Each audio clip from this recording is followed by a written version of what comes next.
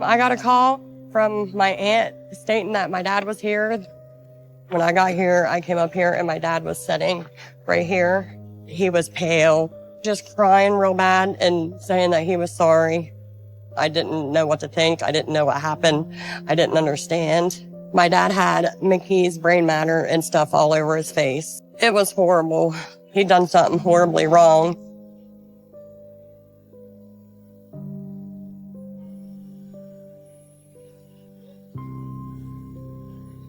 In that moment, I wanted him to commit suicide. He shot and killed a mother. I thought in that moment he deserved to die too. That was really hard because I loved him so much, but I was so mad at him. I felt like, oh my God, what are we going to do? What are we going to do? What's going to happen? It broke my heart. My world was crushing because I lost my dad. I lost everything. I didn't understand like why he would do something like this.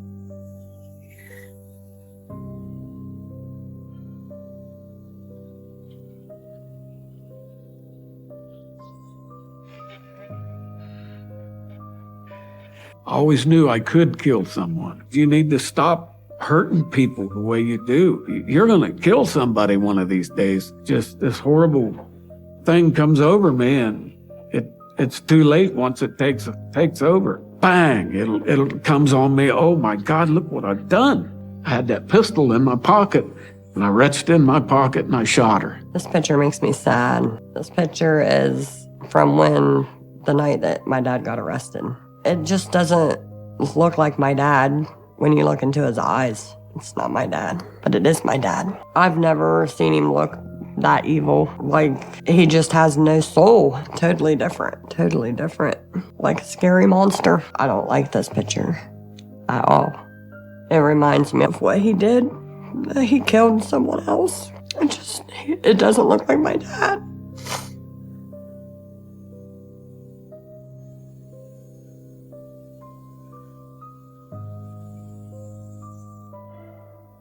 My father was a good dad. He always made sure we had food on the table. He worked every day. He did things with us, but then again, he had a lot of problems, a lot of, I'd say, anger issues. He would change in an instant. If we were doing something wrong, my dad would he would get so mad and blow up. Like, we would be in big trouble. Sometimes he would speed knot us in our heads. What's that? You get a knuckle to the head. When he would do that, it would really hurt. Like, it'd make us cry. At times, we would get whooped with just his hands, but at other times, it would get bad and we'd get hit with a belt. How many times do I have to tell you? Huh? There was this time where I think it was over not bringing our bikes in. Like, it was starting to rain and they just bought us new bicycles, so we would all get a whooping. You are going to learn the value of things. And my mom ended up getting into it with my dad. No. It just made my dad madder. My dad punched her and it dislocated some of her disc in her neck. It wouldn't be a half an hour or 20 minutes. He would come back and say, I'm sorry, I didn't mean to do that. My mom stuck up for us a lot. More times than she should have, I guess. It's just hard to understand that my dad would do these things and then be sorry about it. We just didn't understand why he would, hurt the woman that he supposedly loves and then come back and say that he's sorry and keep doing it over and over again until my mom just couldn't take no more and she left. I was 12 or 13 when my parents divorced. My dad took it really hard. He drank a lot more. He would cry. He got angrier quicker. So me and my sister stayed with my mom.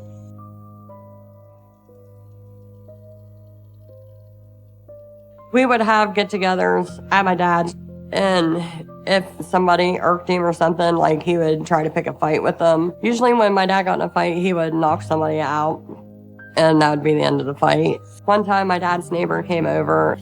He was bringing up, like, some questions. It was something that needed to be brought to my dad's attention, like, hey, you can be nice 1 second, but you're mean a second later. What's going on? Do you need to talk? And my dad would just say, it's none of your business, and I'm fine. Is that my business? The neighbor told him there was something wrong with him, that he needed help. My dad double punched him because he was mad because he didn't want to hear it. He would just get so mad that he would just black out. He was there in his body, but his mind was just somewhere else. And it's sad that he didn't listen to his best friends. Like, he just brushed it off. What are you thinking about? Thinking about just when we first lost Dad going to prison and how it felt to lose my dad. Like, it was pretty hard. I'm thinking maybe if he would have went to counseling or something, maybe that could have helped, but I guess you never know. And it's too late. Could have got help for him. Maybe none of this would have ever happened. I always wonder about what might have been or what could have been. I just wish that somebody could have stopped him that night. And then I come back to reality and my dad's in prison for life. I tell him, I hope you're going to get paroled, but I doubt it. You murdered a mother holding a child. They're probably going to be shipping him home in a box. This is a picture of me and my dad before I went to senior prom. My dad was pretty happy. You could tell by his face. My dad hasn't seen me with my hair fixed or my nails done or dressed up like that in a long time. Like, I don't think my dad's ever seen me dressed up that fancy. He was having a party that night and I stopped out and seen him and like, he was so proud. He was just proud to show me off to all of his buddies. And he got teary-eyed too at some point because he just thought I was so beautiful. My relationship with my dad, we had our ups and downs. It was a father-daughter relationship with the ups and downs that I guess every father-daughter has. But ours had more ups and downs, I guess. When I was younger, I had a Lassie dog named Bo. That was our dog. He had some friends over. And the Lassie dog snapped at somebody, and my dad just got mad and threw the dog out over the banister.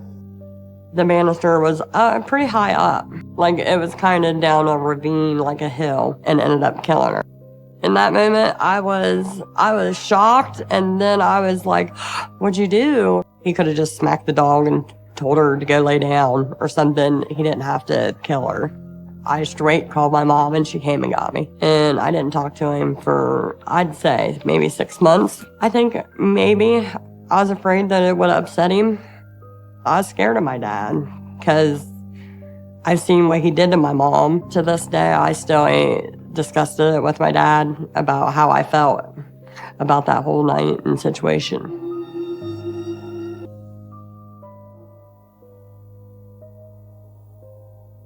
We had our ups and downs, but when I had my first child, Aiden, like, my dad, like, he instantly came around. My dad and my son Aiden had the best relationship. Like, I would go pick Aiden up to bring him home, and he wouldn't want to leave.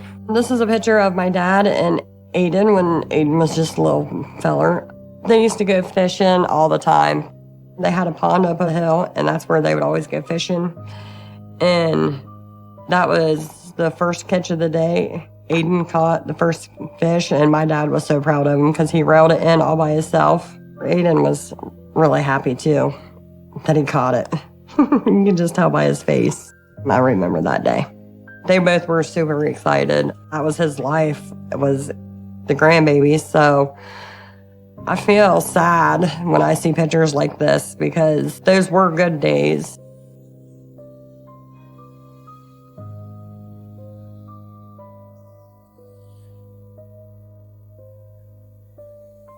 I was happy for my dad. I could see that my dad was happy. You can tell, like, he had a spunk in his walk. But who would have thought, you know, a 50-year-old would be having a newborn?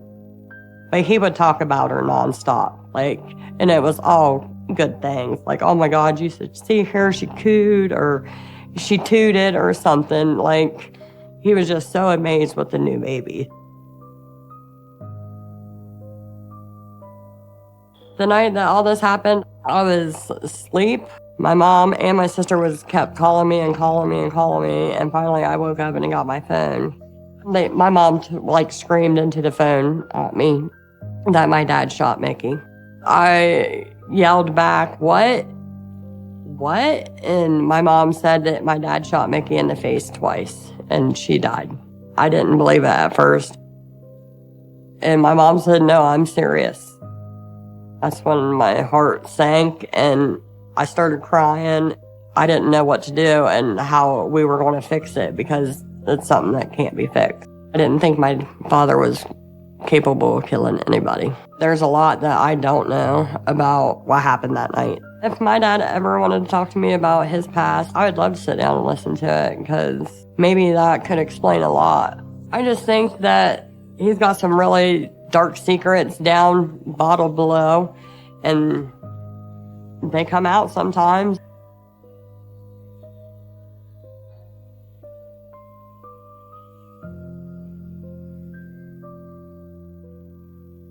I had a lot of friends talk to me. We'd drink a beer together, and they said, "Wow, when are you going to settle down, man?"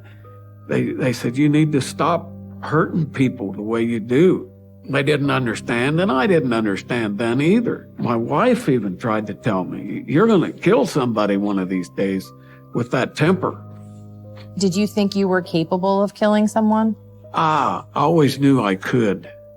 Yes, I murdered Suzanne Brown. Nickname was Mickey Brown. At the time, she was my girlfriend. I think about it constantly. It's just horrible what I've done.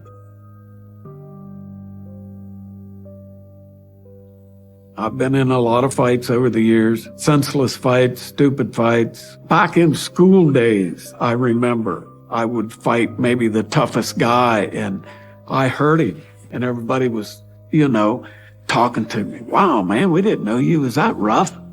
Man, I hope you never jump on me, That gave me power. It gave me a power that, nobody can stop me. Power. It gave me power knowing that there's no way that man can whip me. Yeah, everybody kind of knew, there he goes. He's not going to lose. Everybody knew. I was a pretty rough character at one time. I always thought there was something wrong when I'd get in a fight at school or something, beat somebody up pretty bad. I would think later that night, what caused me to do that?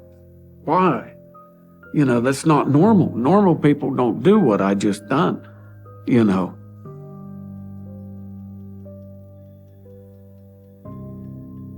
I was coming back from mushroom hunting with a friend of mine, and all at once I just got a flat tire. So I pulled over, and here came this car, and they just got right behind me, and I could see they was passing a pistol back and forth. And this one guy gets out. I'm looking right at him, and he says, "What you doing?" And I said, "I got a flat tire." I said, "You want to help me change it?" I'm thinking, they're going to try to rob us. He said, "You don't know who this is, do you?" And I said, "Well, you don't know who this is." I thought, he's getting ready to hit me. And then he swung inside the van. I laid down real quick to duck the punch. There was a box I had a bunch of tools in, and I reached over and picked up that hammer, and I swung it at him, and I hit him right in the head with it. His eye popped out of socket, and boy, it was ugly, a lot of blood. I drove off and left. Later, I got thinking, wow, I could have killed him so easily.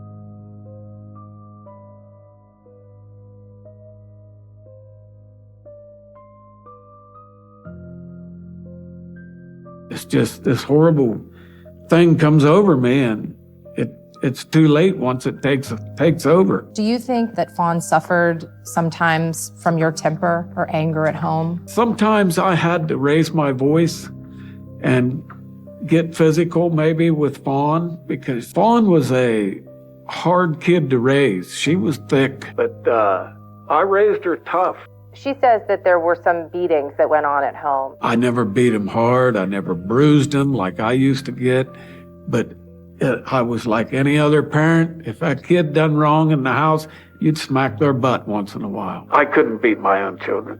No, there was nothing serious, no beatings like that ever. I wouldn't stand for it. I think he just kind of blocks that out, that he didn't whoop us, because he sure did. It kind of hurts my feelings, like he's just trying to push maybe the bad parts out of his mind so he don't remember. Maybe he's just, that was part of his evilness, you know? Maybe when he got mad and whipped us, the anger coming out, and he just don't want to think about that no more. So I think he's just trying to block it out.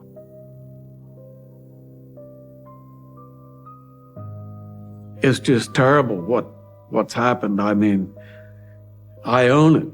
I mean, I'm the one to blame. Yeah, it's pretty hard to think about sometimes. I was working like 6 days a week, and all the money that I was helping Mickey out with, it left me stressed. She was involved in the drugs, and every week she had to have $30 or $40 for something. I couldn't say no, and she knew that. We had a child together, and it wasn't for that kid. It was for, her drugs. As I went in the apartment, I could see that, man, she was ripped. I mean, she was on something. I knew. I didn't know what. And so I get the baby, change his diaper. It's been there since I left. And mixed up a bottle for it and everything, started feeding her. I'm in the rocker right there, and Mickey's sitting on the couch, and she started quarreling with me. Get the baby out. And she didn't want that baby because it looked too much like me. And I said, Mickey, what's wrong with you? I said, just go upstairs and go to sleep. I said, you're talking out of your head now. She just kept arguing with me and telling me, you're not going to get the baby. Your daughters is not going to get the baby. And my sisters is not going to get the baby because I'm going to kill it. And she jumped up off that couch and come swinging at the baby. I was in the corner. I couldn't do nothing holding that baby. 2 weeks old. I had to protect that baby. Yeah, but there was, at the time, I didn't know what to do, She hit me 2 or 3 times, but that was nothing. I didn't want her to hit that baby. And I had that pistol in my pocket because I was using it to shoot them groundhogs out there at the garden. And something just came over me, and I reached in my pocket and I shot her. And that's pretty much the end of it right there.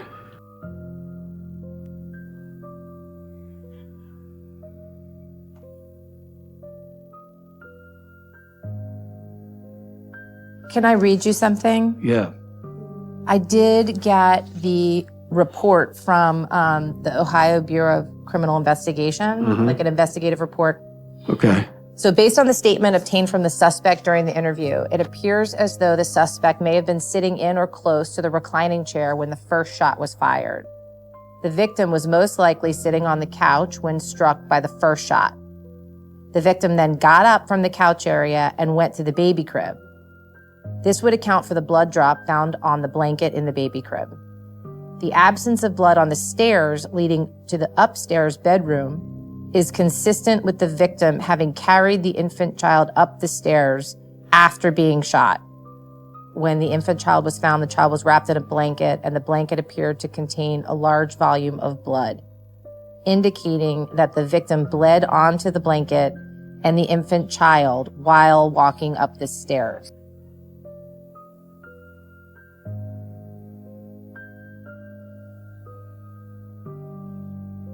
Once I shot her, that didn't seem to faze her.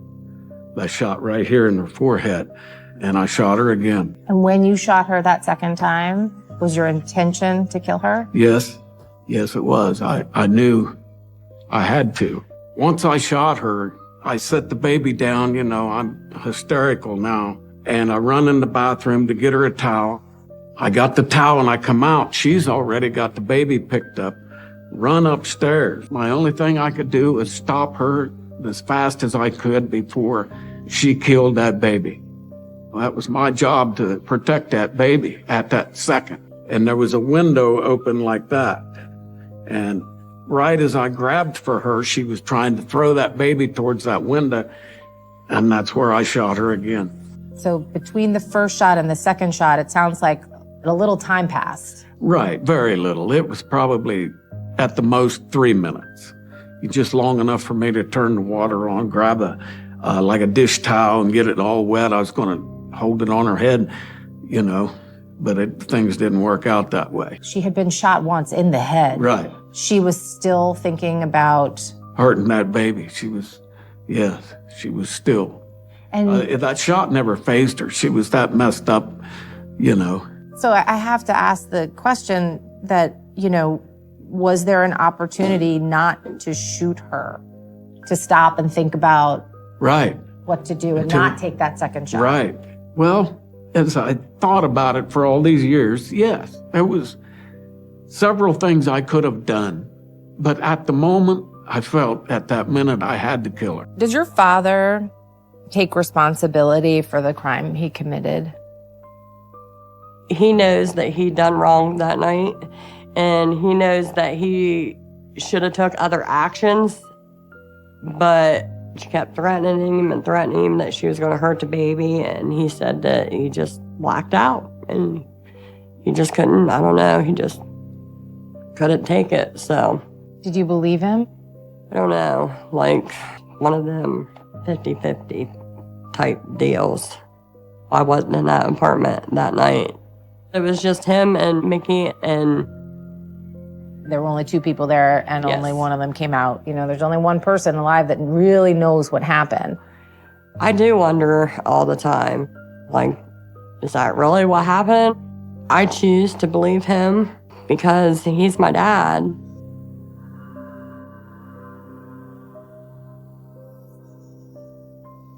My mom told me that my dad shot Mickey. I needed to get to town, and my dad was missing, like nobody could find him. And I said he either went to commit suicide or he's on the run. And I get a phone call from my aunt saying that my dad was at her place. I rushed over to my aunt's house, and there was my dad. He was crying. Of course, he had blood and stuff on him. Just like, he wouldn't directly look at you. He'd look in a distance and try to, like, talk to you and just tell you, he was just sitting there and he was already out of breath. Like, he was, like, gasping for air. He was just telling me sorry, and he had to protect the baby, and I didn't understand that. So sorry. He just shot mother, At that moment, I wanted him to commit suicide. He needed to finish what he started because I didn't want to see him in prison. Why did you say that to him? Because at that point in time, I would have rather seen my dad dead than in prison. I don't know if he remembers me telling him that. I sure hope not. I drove down to my sister's. I was on my way to go commit suicide because I couldn't live with what I'd just done. And I took another gun and put it in the Jeep. And when I got down to my sister's, my daughter pulled in, Fawn, and my nephew Jeff was there, and he knew exactly what I was going to do. And he called the police and told them I was down there, and they hurried up and come down there and got me. So I didn't get to commit suicide, as you can see. I really don't think my dad would have committed suicide that night. I don't think that he had the gall to do it. Apparently, he doesn't remember me telling him what I told him, that he needed to go finish what he started, so it hurts my feelings that I told my dad that. It breaks my heart thinking that I told my dad to pretty much go kill himself because I didn't want to see him in prison. But now that I see him 10 years later, I'm glad that he didn't. It's kind of a relief. He don't remember that I said that. Do you think that you'll talk to your dad about this? I think I'm going to talk to my dad about this and tell him how sorry I am. I did give him a hug before he got arrested and told him that I loved him and everything would be okay. But I was still mad. He understands what he did and why he's in prison and why he may be there for the rest of his life. He knows that he done wrong. I never got PTSD from any war or anything. Mine was from childhood abuse. My first memory was my dad got into it with my brother. And they're in the kitchen, and my dad knocked my brother down right beside that coal stove. He's on top of him, getting ready to hit him. And my mom got startled, and she grabbed off of the gun rack, the rifle. Get off of him! And held it on my dad and made him stop, and held it there for a long time. And there I am, 6 or 7 years old, and seeing all this. And in my mind, I knew just right then, well, that's how this violence is stopped real quick with a gun. So, I packed that around all at 50-some years and didn't know it. Does having PTSD and the experience that you had mean that shooting Mickey, does the PTSD explain why you shot her? It does to me, in a way.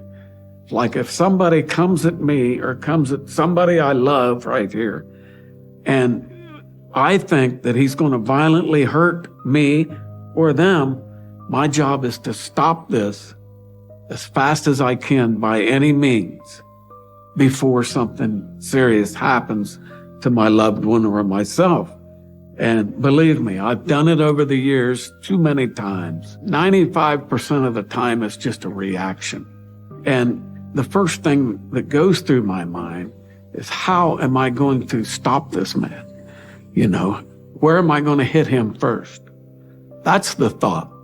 It's not, hey, hold on, like you should. It's very convenient that you're blaming PTSD. Right. And that you're not really taking responsibility for your actions. Everything I've done, I take responsibility for it. I've done it, you know. There's no sense of lying about it. Ask the people that I've done it to. It's crazy. It's hard to explain PTSD. You just have to study it and read on it. And it affects different people in different ways. And this is the way it affected me. It seems like an excuse. It really does. You said in the moment, you know the difference between right and wrong. Right. You know what you're doing is wrong. Right. I'm responsible for what I've done. I'm totally responsible for my actions. And I shot her twice that night and I murdered her. So I'm totally guilty of what I was charged with. How has your actions that night affected your family? Terrible. My family seemed to break up when this happened. Seemed to be fighting when they was inseparable. I kind of watched my own funeral happen as I was in jail. Wait a minute. He's right. He did raise my oldest son like his own son. Like they were inseparable. It was really hard on my son for losing his grandpa. I know that Mickey's family lost a daughter, but everybody lost somebody that day. And it's really hard. It's really hard. Do you think you're gonna get parole one day?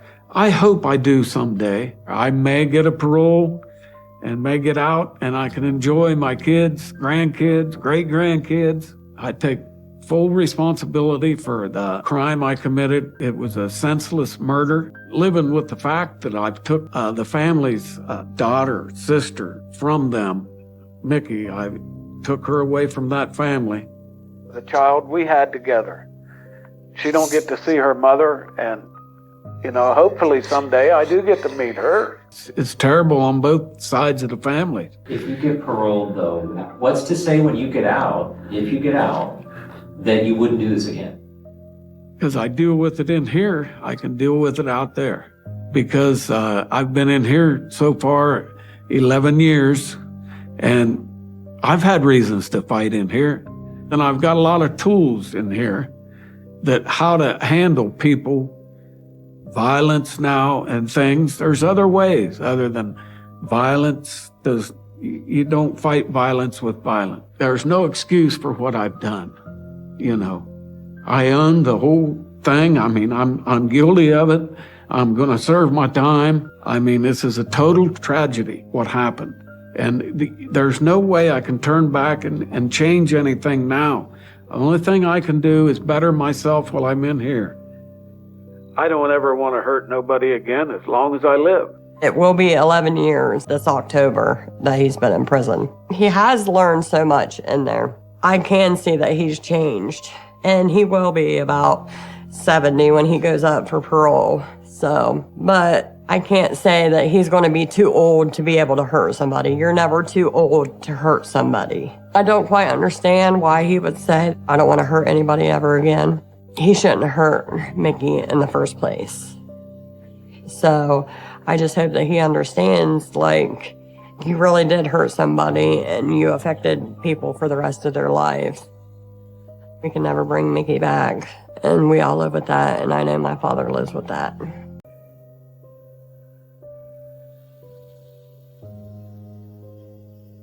I am feeling nervous. This is a hard thing to talk about, and you never really get used to talking about this. The man who turned himself in for murdering his girlfriend in an apartment in Skara has now been detained by police. My name is Jamie Lee. I'm the daughter of a famous killer, a Swedish killer. My dad committed a murder, a very brutal murder on his girlfriend, my stepmom. The 32-year-old has shared how he cut off his partner's head and ate from her body after killing her. It was like something broke. I just said no. I just kept screaming and screaming no. Ja, jag har gått och stekt in kött och ätit. Ja, har du åt köttet från henne också? Va? It's really hard for me to grip the fact that my dad actually ate from a human being. I remember feeling so sick to my stomach. It was just so disgusting, and I couldn't believe my dad had done that.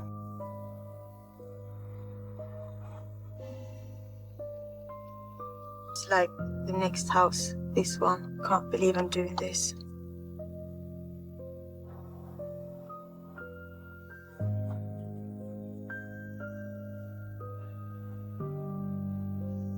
I am extremely nervous to do this because I have so many questions. I want to know why he has done the things he has done. I want to know if he's sorry. I want to know if he ever truly loved me or if I was just a part of his game.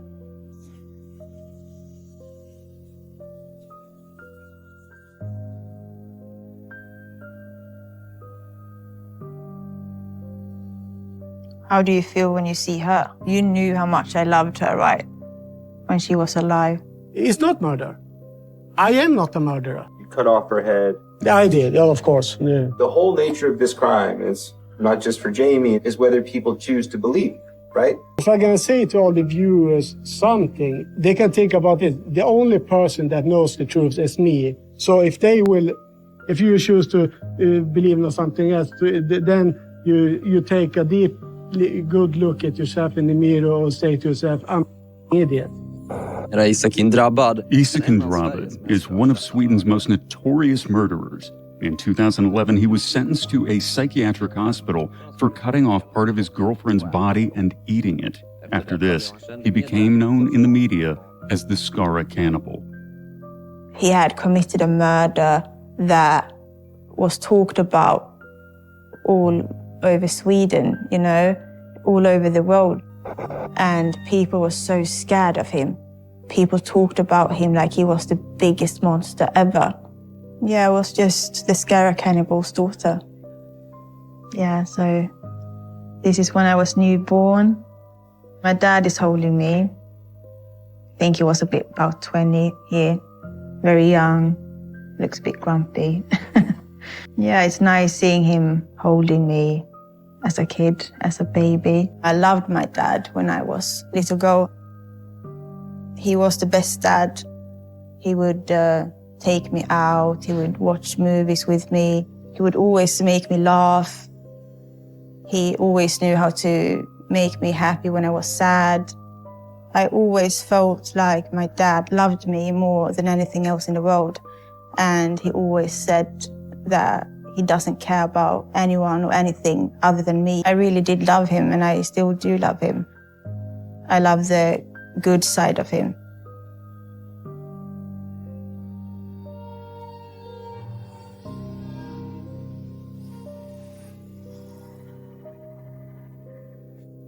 I actually remember when this photo was taken. You can see on my face that I don't look quite happy. My parents had joint custody of me when I was a kid, so I didn't see him a lot, but my mum took me to visit him sometimes. And usually he was nice and we had fun, but then there were times when he would switch and become different. I think I was about 5 in this photo. At this age, I knew there were times to be scared of my dad.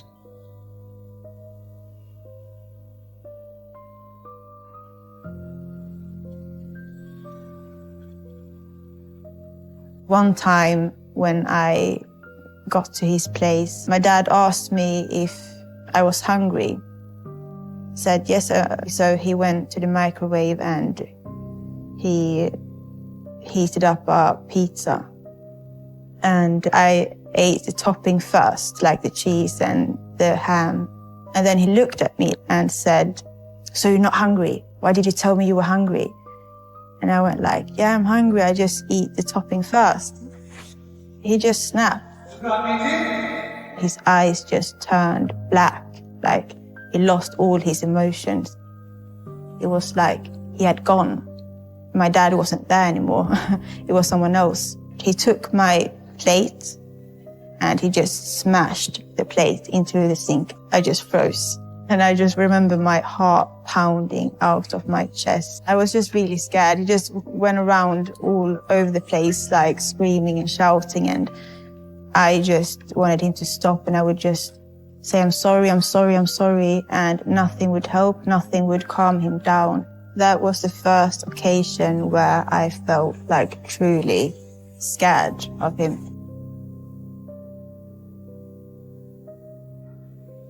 When I was little, my dad would show me like movies that a kid shouldn't watch or see.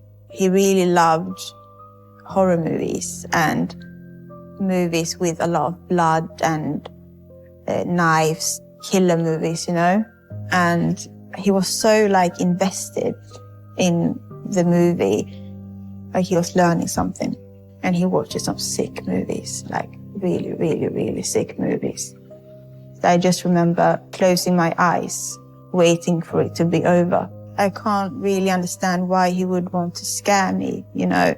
It's just unimaginable to me. I would never do that. I would never want to be the one to make my children feel scared. That thought makes me want to cry. Now, looking back, I ask myself why he would let me watch those kind of movies. And sometimes I do think that maybe he did have a purpose on showing me. I think he wanted to introduce me to the darkness at a very early age.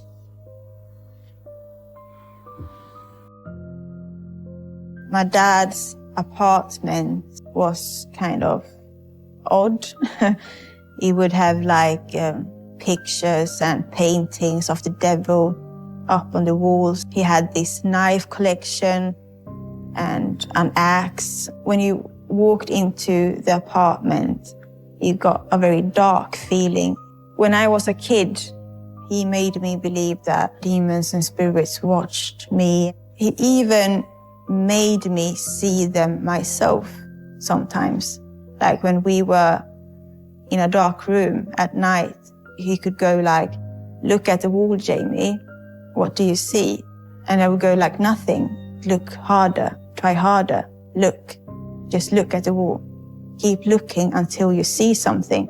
And eventually I started like seeing stuff moving on the walls, like faces coming out of the wall. In the darkness, your mind can play games, and they were all looking at me. And I said, like, "I can see it now, Dad, can you please make it stop? I don't want to see this anymore. Can you make it stop?" And he said, like, you're going to have to get used to it because they are always going to be there. I remember once when we were laying in the bed and I had my back turned towards him and he was laying behind me. We were just about to fall asleep, and then he said, "What would you do if you heard me calling your name from the kitchen right now? you would realize that someone else was laying behind you, like a demon or something. And I was like, don't say that, Dad. You're scaring me. And he would just laugh. And he would say stuff like that all the time. He would say that me and him were angels sent from hell to earth. And he told me that the spirits and the demons would help me. Soon you will also see what I can see. And you can't stop it because you are my daughter. And you will be even more powerful than I am. He would say this like for hours and hours every time I came to visit him. He wanted me to be a part of his world, his darkness, to like shape me into exactly what he was. He wanted to make me evil. When my dad started dating Helle, I was about, I think 6 or 7. I remember the first time I met her like it was yesterday. She had like this bright red hair and she had makeup on. She was so beautiful. She was like the most beautiful person I had ever seen in my life. And I just felt like I want to look like her when I grow up. He went right up to me and like, hello, what's your name? Oh, you're so beautiful. She made me feel special. So I liked her immediately. And I felt like I had gotten like a second mum. Yeah, I was very happy.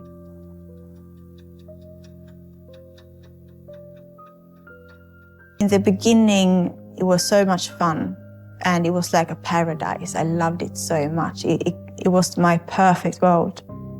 But then it switched and it got worse than ever. Every time I went there, every weekend, they would have fights like they were going to kill each other. They would throw plates at each other. And they would say disturbing things. I don't even want to say them out of my mouth because it was so disgusting things, sexual things. It would be like things no kid should hear. If I went up and tried to stop them, they would push me away like I meant nothing. I was sitting there like screaming, stop, stop, from the top of my lungs. They wouldn't care, they wouldn't see me. There was one time they had a really bad fight and he screamed at her, I will kill you. And my heart just dropped because I could almost feel my dad's anger. I thought he would kill her right then and there. I was just sitting there thinking anytime now he would get a knife and he would kill her. I knew my dad was capable of killing her. It was just a question of time. So the last time I ever saw Helle, it was probably the worst weekend of my entire childhood. I went to my dad's and Helle was there. I noticed that Helle was acting weird. She was like not talking to me and she didn't want anything to do with me. And she started cooking something and she was like slamming the doors and she was cooking very aggressively. Like she was very stressed and my dad seemed very tensed and like he was angry. I didn't know why. I didn't know why she was acting that way. I didn't know why my dad was acting that way. And I just had a feeling that that day wouldn't end up good. And she served it to us and she went like, enjoy your meal. This is the last thing I will ever cook for you because Isakin is going to kill me. And yeah, then I just froze. And I said, no, please don't say that. Like my heart just dropped and I knew what was coming. This is my dad and Helle. I don't think that I wanted to admit to myself that Helle was maybe going to die. I just remember feeling so scared. I just had a feeling something big would happen. I remember I was standing in the background, like in front of them. They were taking this photo on a computer And I stood behind the computer looking at them. And I remember feeling so happy because they were so silly and joking around so much. And I loved when they were doing that. And I was just hoping it would last for a bit more and that they wouldn't start fighting again. It doesn't feel like it's real. It makes me feel like everything could have turned out differently.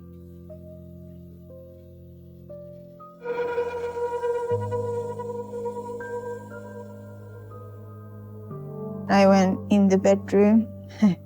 My mom was sitting on the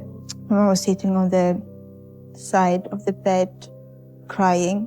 Her eyes were like swollen and red. I asked my mom, "Why have you been crying?" And she said, "Come and sit down, Jamie. I need to tell you something." And I didn't want to know what had happened, so I just said, "Don't tell me, please don't tell me." Because I think deep down I knew. And my mom just said, "Helle is dead. Helle is dead. Jamie Helle is dead." And when she said that, it was like something broke. I just said, "No, she's not." I just kept screaming and screaming, "No, it's not true. She's not dead."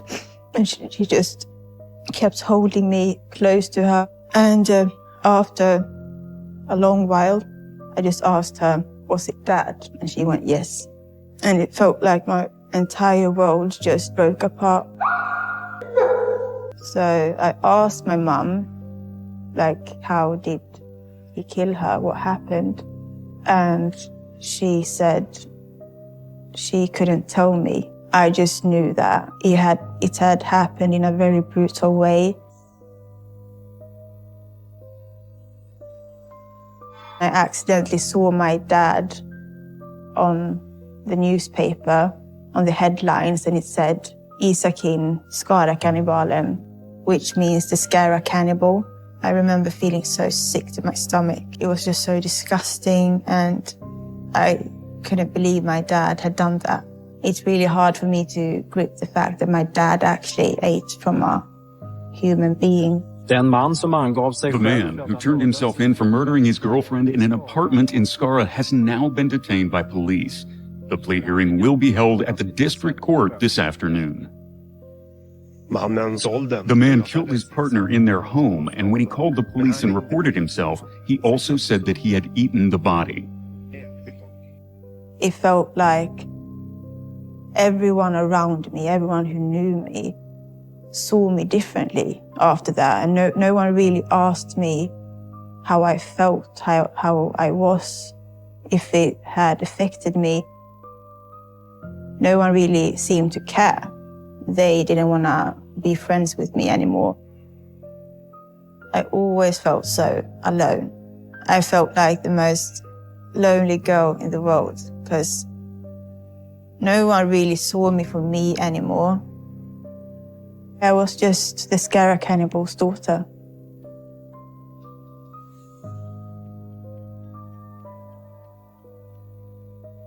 The 38-year-old man from Skara who was sentenced for murdering and dismembering his partner and then eating from her body, the so-called Skara cannibal, will continue to receive forensic psychiatric care. The chamber has decided so.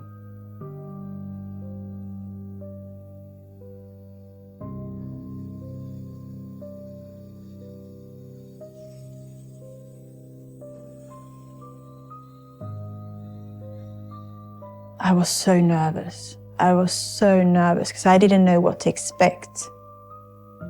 I hadn't seen him for 2 years, and all of a sudden, I saw my dad walk out the door. Like, he didn't look dangerous in any way. And I remember just standing up, and he came to me, and he just smiled. He had the biggest smile on his face. And he said, "Hello, my little angel," like he always called me. And he hugged me so tight, so tight. And I started crying. I felt like I never wanted to let him go. It was very confusing that he was just the same, because it didn't make sense to me. He had committed a murder that was talked about all over Sweden, you know? And people were so scared of him. People talked about him like he was the biggest monster ever. And then he wasn't. Like, he was just the same. To me, he was just my dad. I decided to accept that he had done what he had done, because that would mean that I got my dad back. I could never get Helle back. But if I only forgave him, I would get my dad back. Getting my dad back into my life again after the murder was really the beginning of a complete nightmare.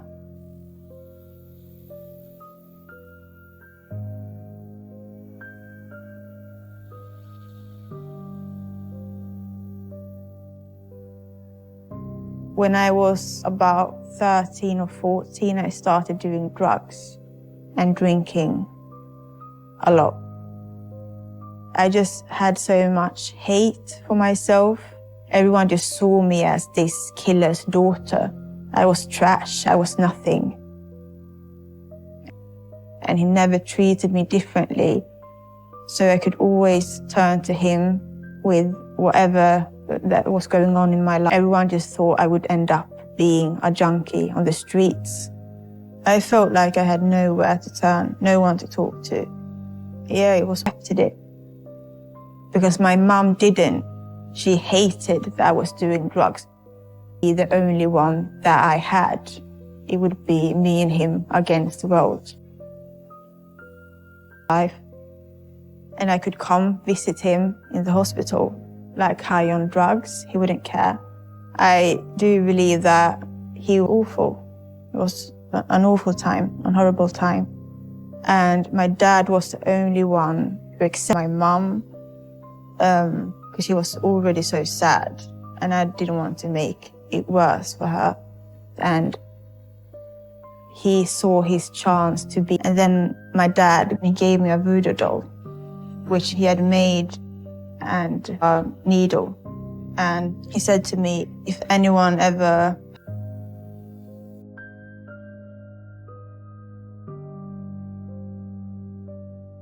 was happy that everyone was like neglecting me at that point, I didn't feel like I could talk to even human. They're bullying me. And he wanted to teach me how to control other people, to control how other people act around me, hurt you, and you want to get back on them. When I pushed the needle inside the doll, the person would get pain where I put the needle. It's really, really dark. I wanted to become like him because he made me feel like he is a master manipulator. He made me believe and feel like we were like supernatural, like we weren't like having no empathy, and to control people and not to care about people was power. And I feel so awful. I will never be happy. I just want to die, Dad. Can you help me? And he said, I've been waiting to do this with you until you were ready. But I wanted to be powerful. So I trained myself not to care about people, not to feel guilty. So I went to my dad at the hospital and I told my dad about how I felt. And I said, Dad, I can't believe I've ever said that, but I was in a very dark place and I actually didn't want to live anymore. I just felt so bad and I just wanted to end my life. And he said, say after me, Jamie. And then he said, I don't want to repeat the things he said. Not to feel empathy. I remember even saying, this is going to sound really sick. Until now that you are ready, he said to me, there's a ritual that I usually do that has helped me. And I remember even saying to my best friend that before I die, I want to try to kill someone. I want to know what it's like to kill someone. He's so sick. Money, you'll get everything. And to me, that sounded like perfect. I was ready to do anything. And he said to me, "Take my hands, Jamie." So I took his hands and he told me to close my eyes, and he did the same. And now it can help you. And after you do this, your life will never be the same. You will be happy, you will get, but the ritual turned out to be a ritual that would sell my soul to the devil. It was to Lucifer. We were like floating around in this darkness together. And he said to me, and I remember feeling panic. I felt like my life was ruined for real now. Everything was ruined. And I felt I couldn't even kill myself because I knew what would happen if I did. The only one that was accepting me, that loved me.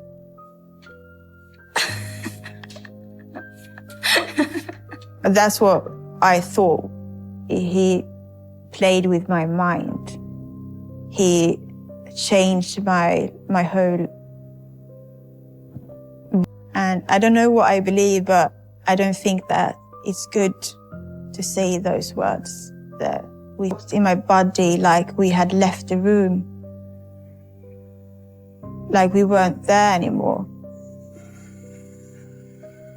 And where I would go.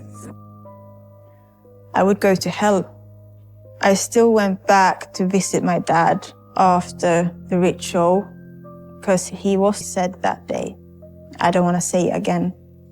And after we had said those words, it felt view of the world and everything and everyone, my mom, everyone I loved.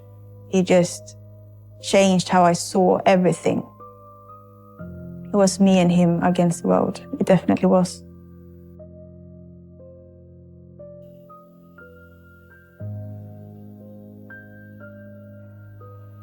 How do you feel now, Jamie?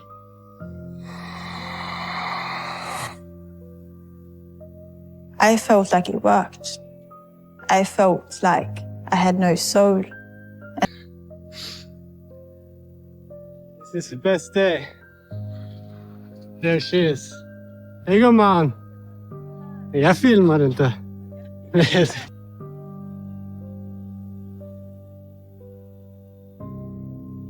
Now I'm gonna meet my daughter and hang out with her alone for the first time in 6 years.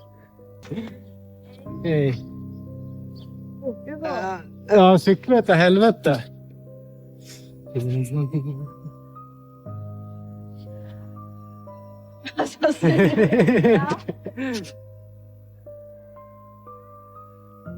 Fan vad schysst väder. But I wanted to wait until you were really ready. He looked me in the eyes, like very intense and with passion. He explained to me that Helle had. My dad went to me like, Jamie, do you want to know how the murder actually happened? Because I have been wanting to tell you to this hospital instead.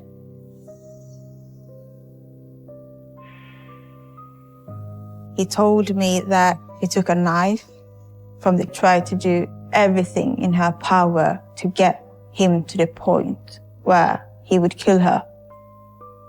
He said I couldn't get rid of her and I had lost control. The only way out was to kill her. I did it for you, Jamie. No God, no relative present, just me and my daughter. Getting married in 6 years. I had asked him since the first day they met to kill her every day.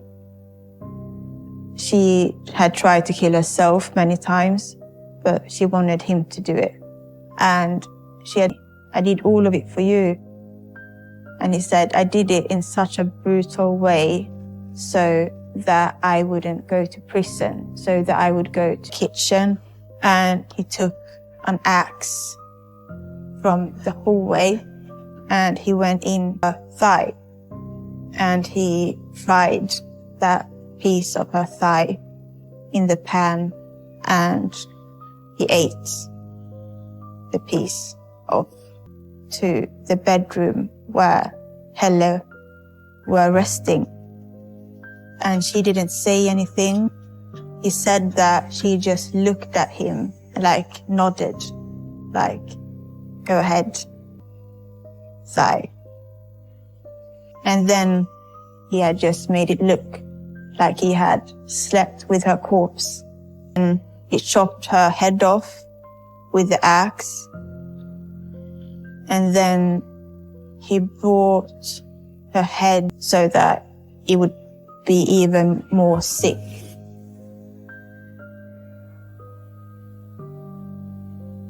It was really scary for me, sitting there listening to the kitchen, and he put the head by the sink.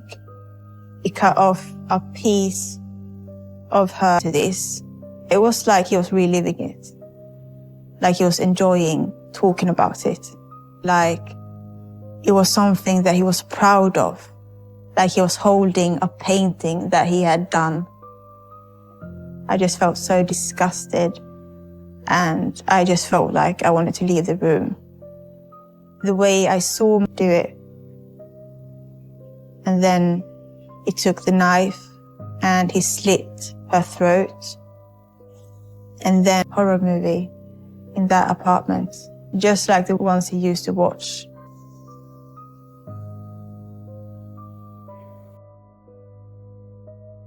My dad from that day on changed.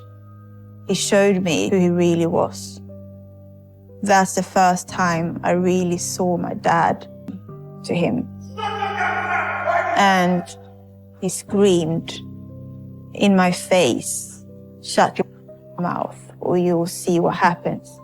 He was threatening to kill me or do something to me how he wanted to do it. I think he saw it as an opportunity to live out his fantasies. He created his own little as a killer. My dad said to me that he never wanted to kill Helle, that she just made him do it. But he said to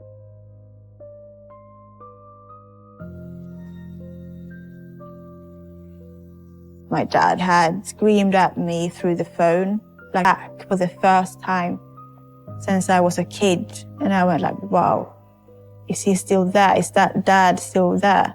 You know, that dark side of him. And he just got angrier and angrier. And he walked towards me, very threatening, like he wanted me to feel small and helpless, like I meant nothing. To my mum before, when they were together, that he always wondered what human flesh tastes like. So I think that part of him really hurt me in some way. That was really a turning point for me. There's a week before that and treated me like he had no respect for me. So I was a bit upset with him and questioned him about it and said I wanted him to apologize. And I saw how his eyes turned black.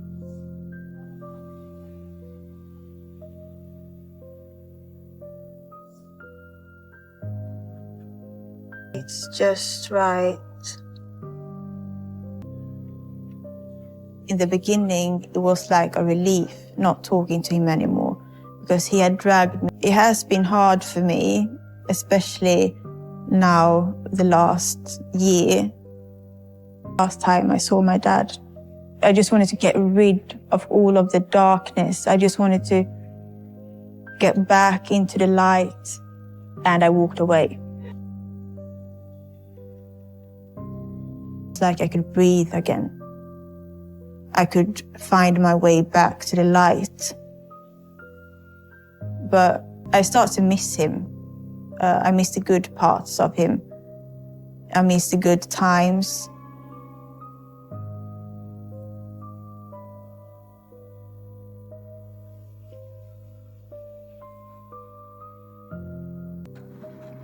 This is, I can't believe this. Right, good luck. Thank you.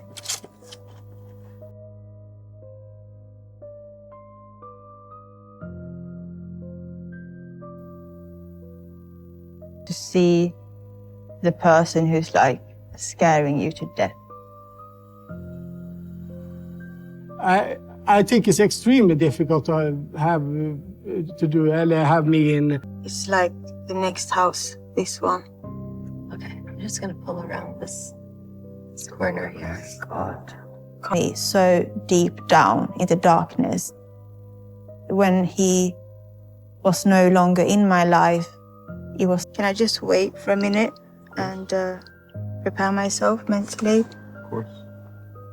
I actually can't believe I'm doing this. It feels very unreal and it feels like I'm dreaming. And I want to have answers because I have so many questions. I can't believe I'm doing this. I want to see him again. I want to know if he's changed. How much you love someone when you still want in your life. Yeah. You can only see heaven from hell. And that's what I do. I look at you from hell and I'm sorry. It didn't matter what happened ever at your place.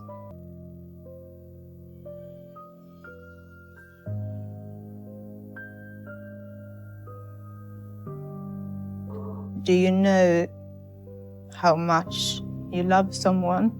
Do you know to you how you experience everything? And I don't think that I dared to talk to you about how I don't think I ever really explained to you how I felt as a child. No, you haven't. It feels like I always listen to you. So tell me. It feels like the darkness has always been present in my life since I was a kid. And then I can finally move on and just leave that behind me. You always had different paintings or pictures of the devil, and you talked a lot about demons and spirits and ghosts. And do you understand that was really felt during my childhood? So I feel like now is my chance to finally speak up. And I said to her, Sarah, would you be scared now if you heard me call your name from the kitchen? That I wasn't the one laying next to you. And they thought I was really funny. With you,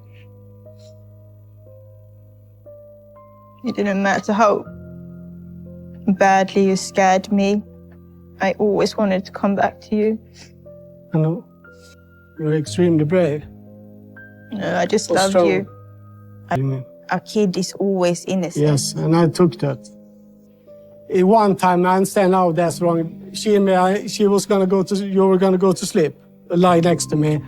I feel like every time I went to sleep, I thought of that occasion, and you made me feel scared in my everyday life, because I always thought of the things you used to say. Man, it's not funny for her. Oh, yeah, so things like that. Things like that kids shouldn't even think about. No. You know? And that made you weren't happy and relaxed. Something was wrong. But then you asked time I ever felt scared of you. I was so excited to see you, and I could tell you were really stressed. And then you looked at me and the way I was eating the pizza, and you went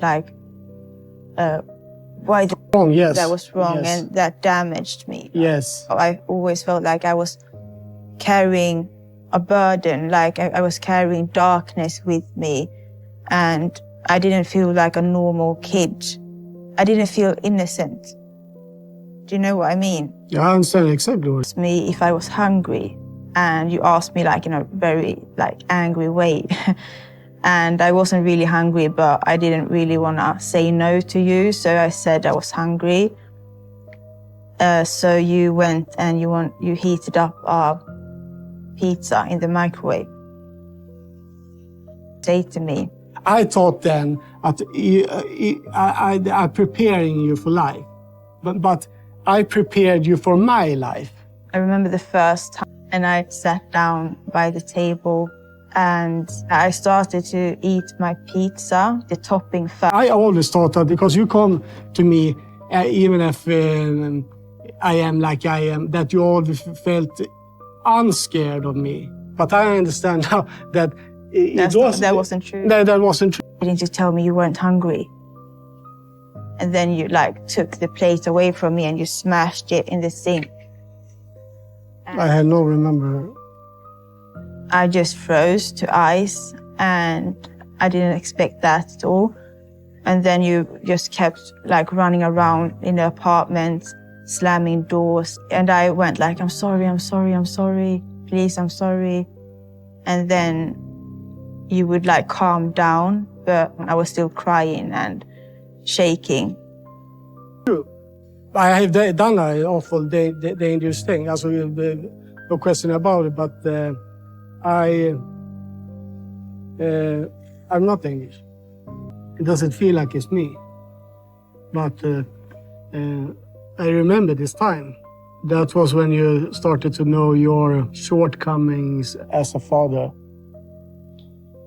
Before you have this romanticized feeling, as soon as I get a baby, I'm gonna be the best dad. First time, that is the best ever, the most powerful. There was something. Do you think you were dangerous at one time? Yes, I was very dangerous. But no more? No more. But it's a mirror to see what you are. And when I saw it happen in me, but I remember this time. I had a beautiful woman who really loved me. Who, no question, her mother, and I had a child. But that was not enough for me. And I have had that option, but I chose something else. When I stepped out from the car and were about to go up and knock on your door, I was so nervous. I felt scared because I didn't know what to do.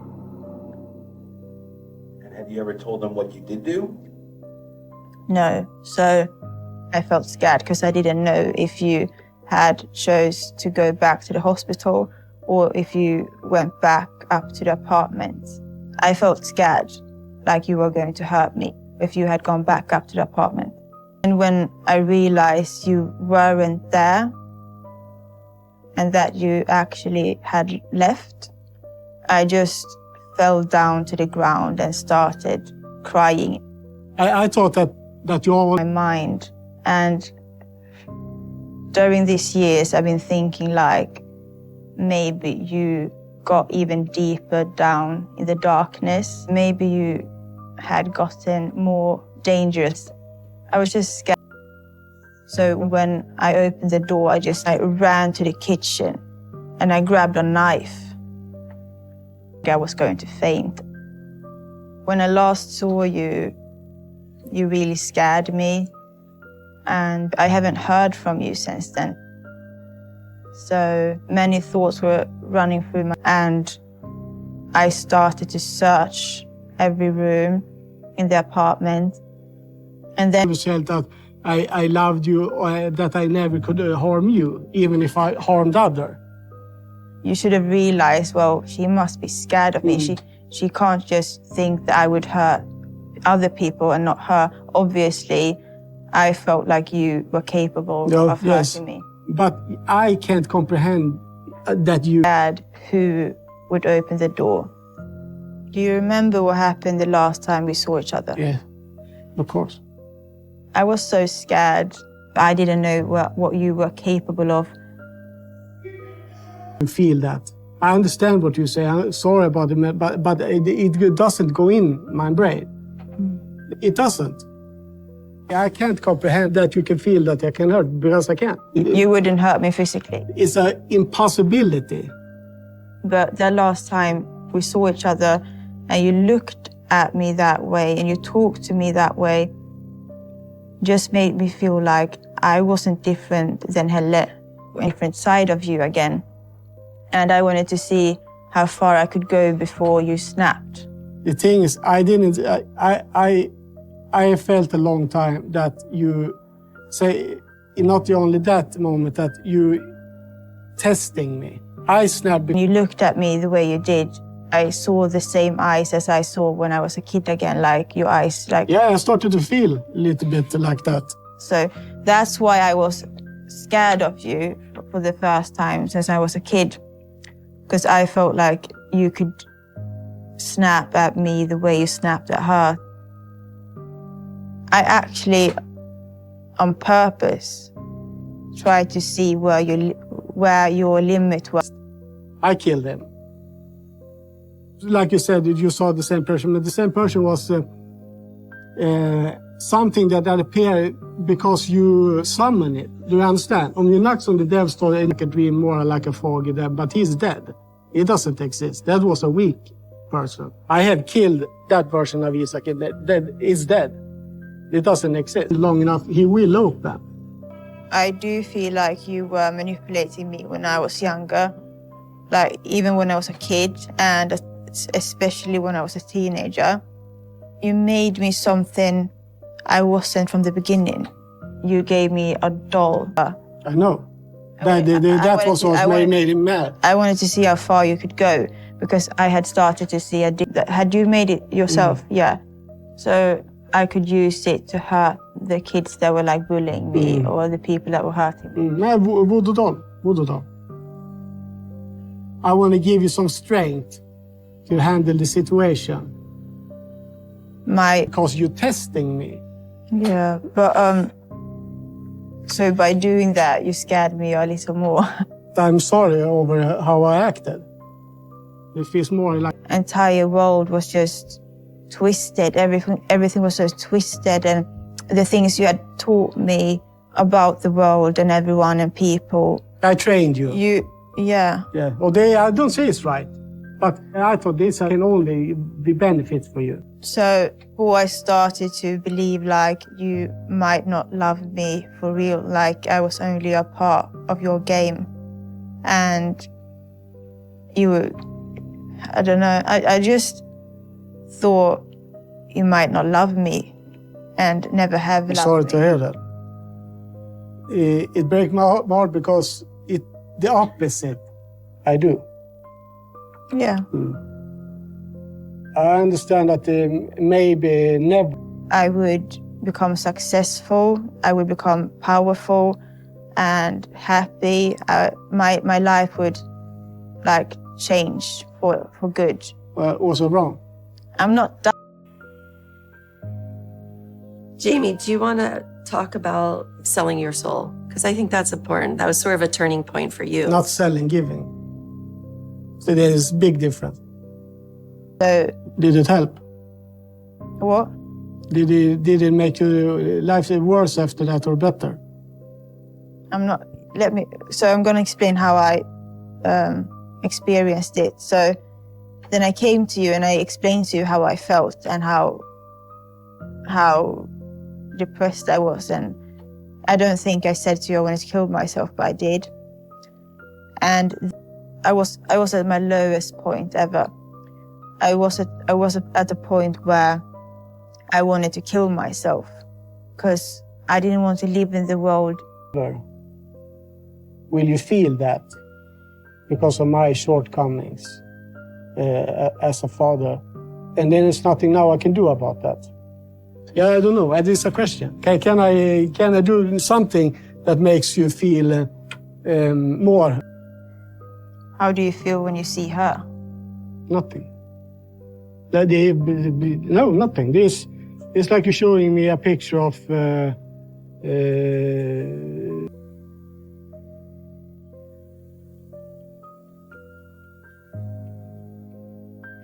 You had created for me. And that made me depressed. I was in a depression and I was going to kill myself, but I wanted to try everything before I did. So then you explained to me about a ritual that you had done yourself, and if I did it... I can't feel sorry about that. I gave my daughter a better life. So, I'm sorry, Atja. I'm sorry, I'm not sorry. It was a solution. That I love you and is not dangerous. So tell me, and I will do it.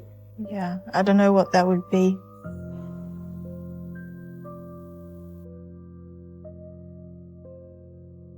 Done yet? Wait. Haven't everything be gone better in life? When you put it that way, yeah. Yeah. So whatever. I'm sorry. You knew how much I loved her, right? When she was alive. No, I didn't. You didn't? I'm proud of that moment. But it's, like I said, that is a few times I am 100% certain I helped you. I really loved her. When I found out that Helle was dead, I felt like it was my fault. I remember the last time I saw her, she said to me as she was serving me dinner, "Enjoy your food, because this is the last time you'll ever eat." No, I didn't. Because you said that, but I thought, listen, you said it to kind of provoke me. No, I really, because when I used to spend time with you and Helle, you threatened her a few times that you would kill her, my food, because Isakin is going to kill me. So when my mom said that you had killed Helle, I felt like it was my fault. I could have stopped it if I just had. You couldn't. Well, it's certainly not your fault. Maybe she had could see in the future, but what I have told her a million times. Now she has in a wrong or right time. I don't know, but I had lost control.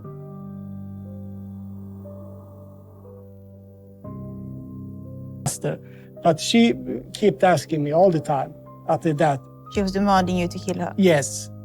I was in a point that I have lost my mind too, but in a different way. And she said, then you can help me die for us, that it's over between me and her. When you go there, me and her is going to go separate ways regardless. It was definitely not the plan for me.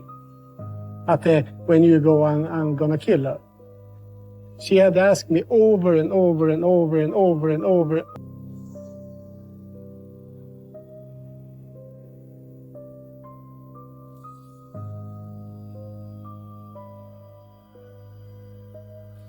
I don't want to get there. I can go this far. Do you want to hear a little bit?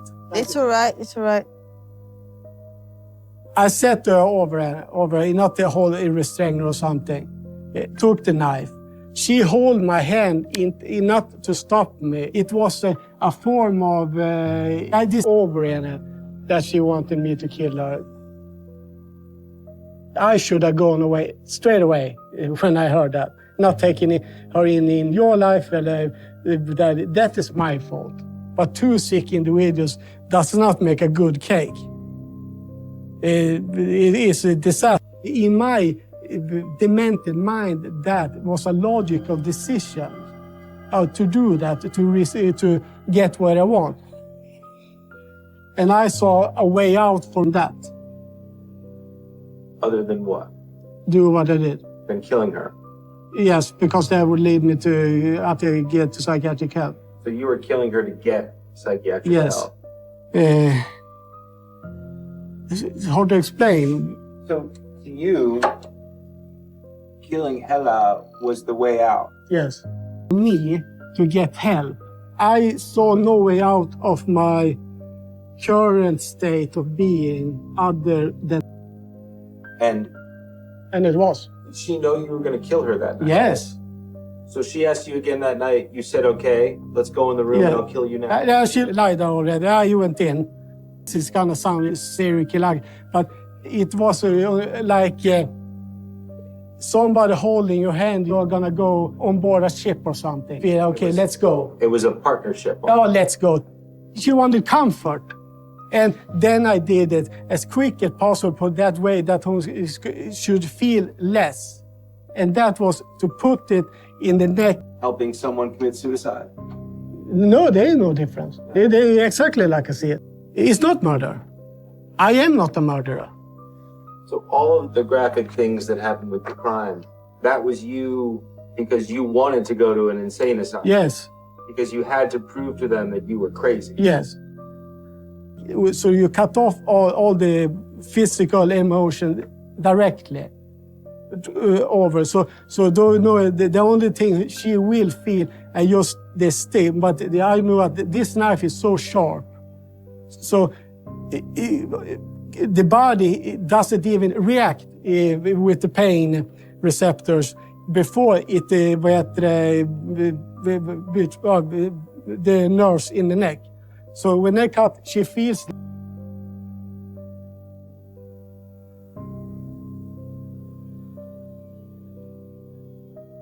Why did you take her head into the kitchen? She was going to look insane.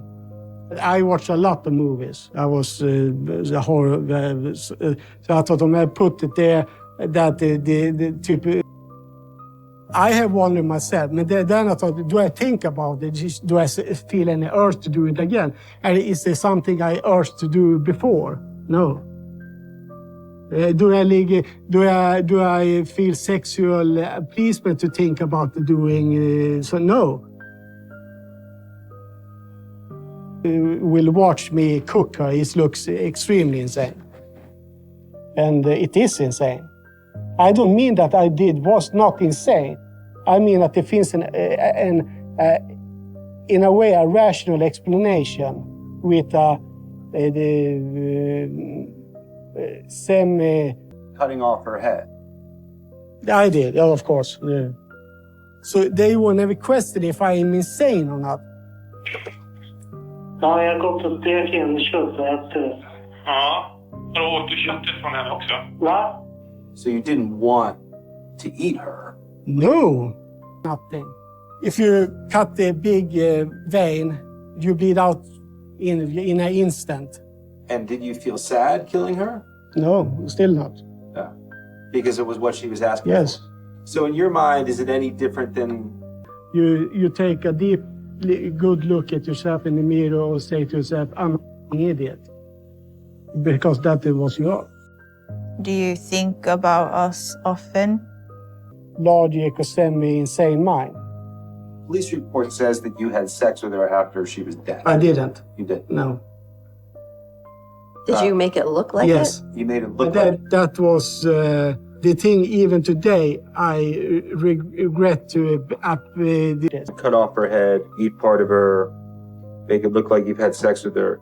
That now follows you everywhere. Yeah, I know. Because that person is...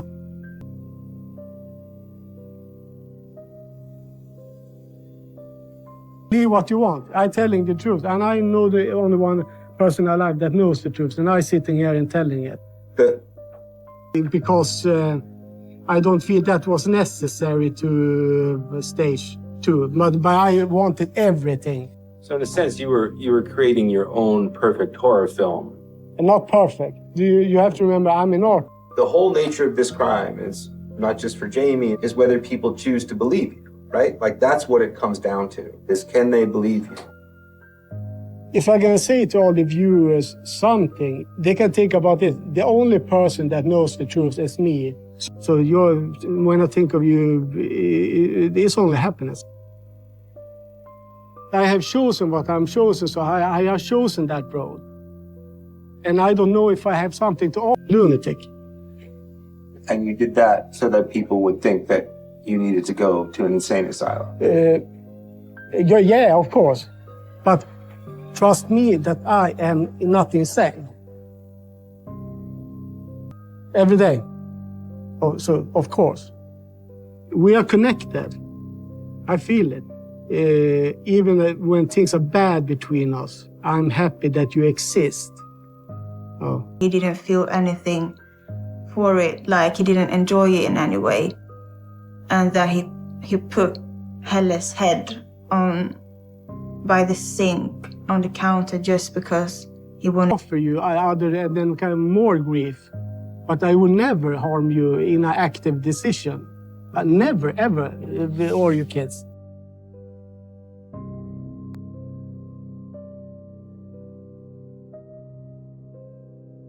My biggest fear of my children meeting you wouldn't be that you would hurt them physically, but that you would affect them the way you did with me, like in a bad way, that you would influence them. I'm afraid of that too. If I'm gonna be in your life, I need your strength to keep me in check. You understand? Yeah, I understand.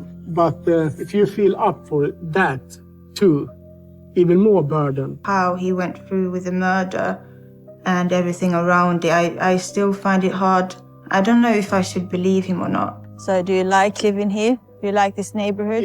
A beggar can't be picky. So if they will choose to believe what you have read in a newspaper somewhere, that makes you an idiot. If you are an idiot, I don't care. If you choose to believe in something else, then... During the interview where I felt I wanted to say something, and I wanted to say what I really was thinking and feeling, but I didn't dare. I didn't dare to speak up. I could see in his eyes. Djurgården is a beautiful garden. I love that garden. It's beautiful, but if I am something that pollutes that garden, that means that I destroyed what I love exist and love to watch. That I shouldn't question him right now. I just didn't want him to snap. It's still the story about... That's true. I will never know what actually happened, but he wants me to believe like everything was a setup, everything, and he needed to look sick. I think he did it because he wanted to. And I think he wanted to live out a fantasy that he had before. Like a real-life horror movie. Like the horror movies that he had shown me. That's why I believe. Do you think you got the closure you were hoping for? Years ago, he was still like my role model.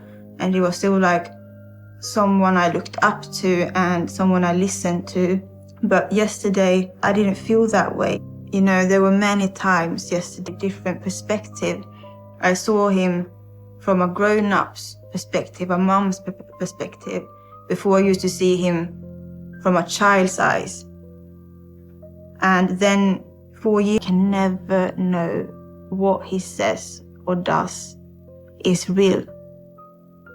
Because he knows how you are supposed to act. He knows what you're supposed to say. He knows how you are supposed to feel. So how am I supposed to know? Helped me. If I didn't have it under that period, I probably would have died. The fact that I'm his daughter doesn't bother me. It's just like, I sometimes grieve that he's my dad. I think if someone walks down here at night now and see one of these, they're gonna themselves. That's why I cover it, because I don't want to that the neighbors are gonna think something. So that's why. Sincere. Yeah, so that's the thing. He knows how to behave like a normal person. He knows what feelings a normal person is supposed to be feeling. So that's why I asked. And he seemed to really be sorry. So on that part, I really feel like I got closure. So you felt like his apology was... I would love to be in your life. You want that?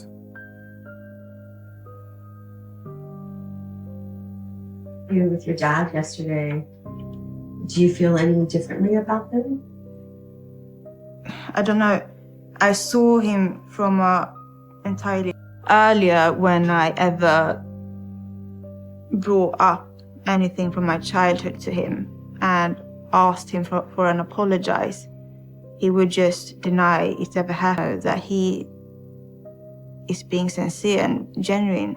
I can never know that if I can't go into his mind.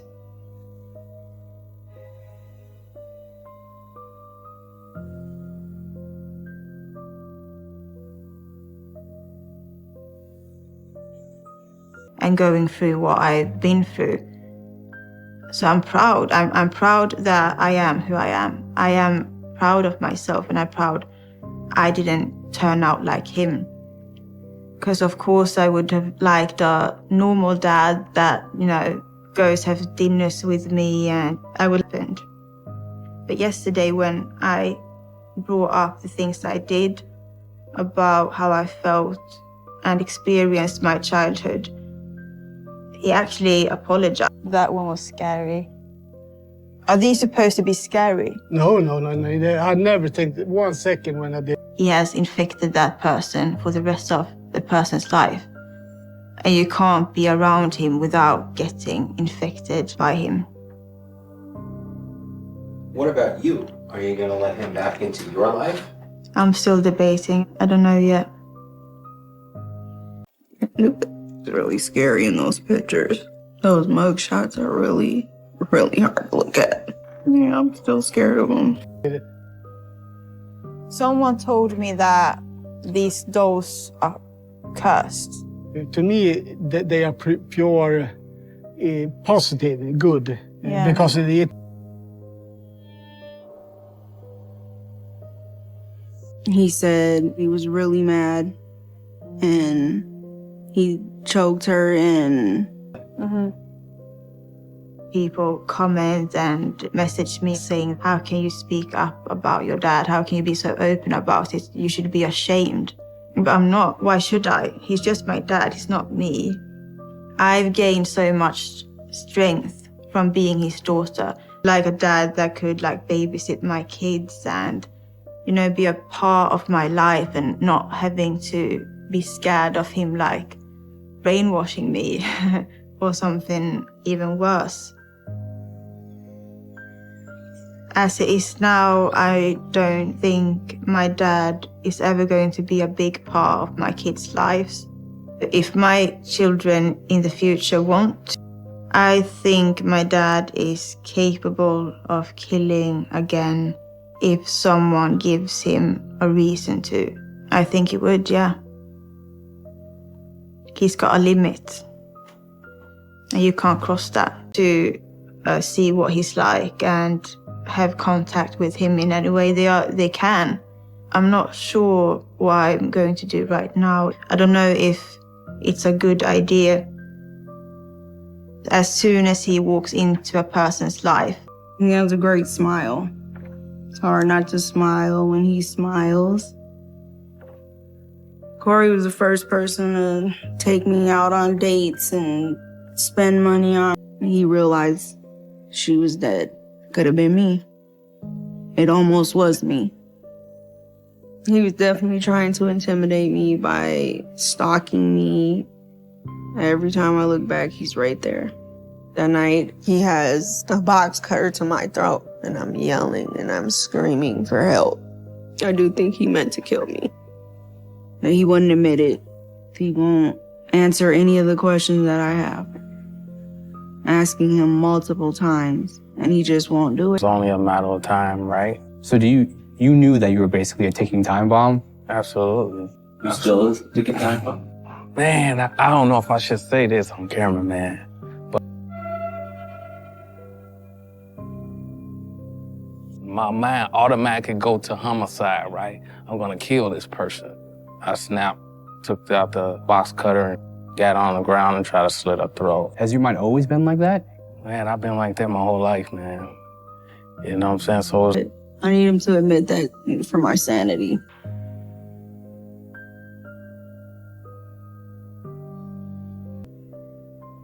A little after we first started dating, it was new, it was fun. Nothing in that house.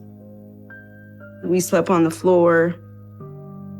It was more like a spot for my parents and their friends to do their drugs. When I met Corey, I was 14. He would me and make me feel important. And it was a nice feeling like that. I was in love. Feeling like he loved me too. It's a good feeling. I do wish it could have stayed like that. I was 24. He was very charming and very giving. And he seemed so cool. At the time, being that young, it didn't work out that way.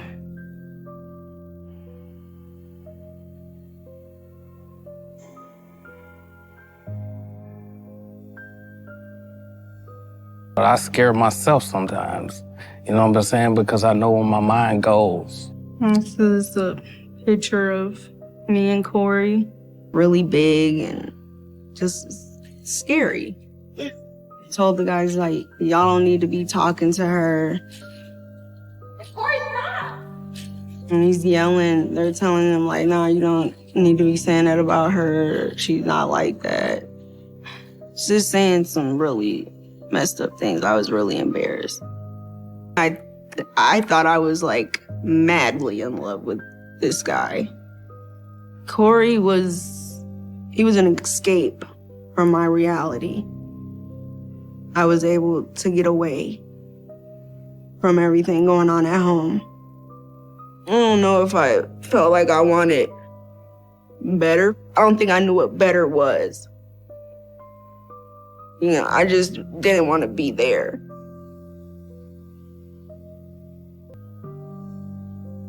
I had a okay childhood in the beginning. For most of my life, in our house, it was just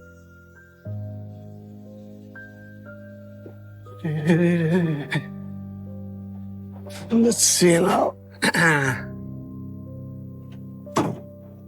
It's many. I can start with all the way in there with dolls. There's one.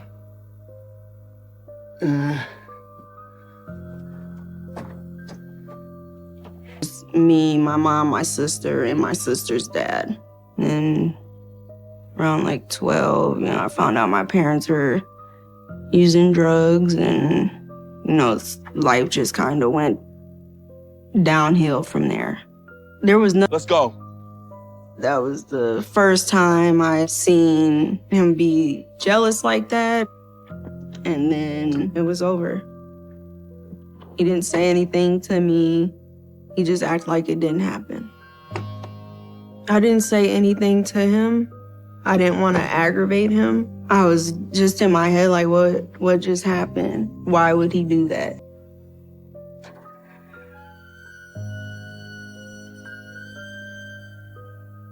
The first time I seen Corey's anger, we were going out to eat. I see a couple of guys that I hung out with, and they're like, what's up? How you been? Whenever I'm talking to them, and out of the blue, Corey just gets pissed.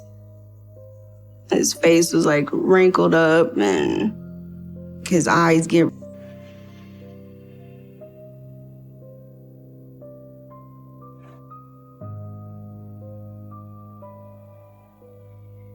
After that raid happened, I didn't see my sister for a few months. And then my sister got out of the foster home, and she was at her cousin's house, and I wanted to be there. There was one night, me and Corey were at his house. Want that much control. Got worse from there. Hello, this is a free call from an inmate at the Minnesota Department of Corrections, Stillwater Correctional Facility.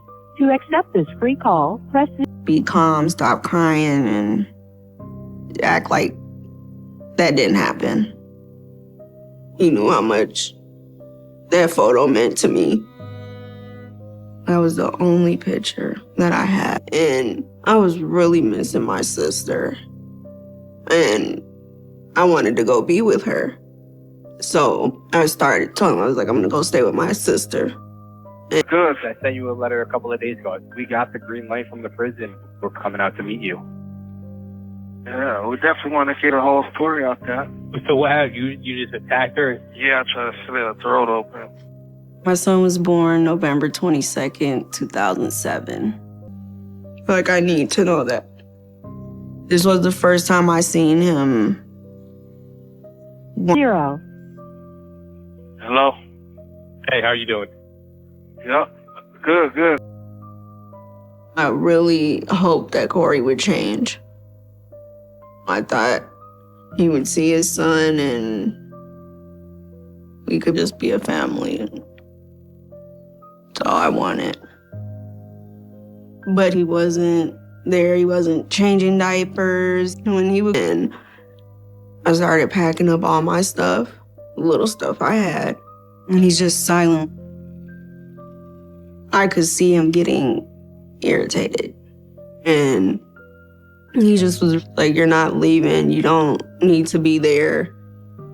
Where the hell you think you going? What? He was throwing my clothes out of my suitcase. Corey, stop! And I had a picture of my sister. I miss you. Stuff like that. Just confirmation that there were other females he was talking to. He woke up because he came out into the hallway. I feel like Corey knew, what buttons to push and what would hurt me. He knew me. I'd like to know if that was his plan. To try to break me down, to keep me there. Come home from work, he would just walk right past our son. Like, wouldn't pick him up, wouldn't, hold him. Or he just wanted it to be all about him. Nobody else. Slowly, he tried to pull me away from everybody. Over time, it worked. He pulled me away from all of my friends.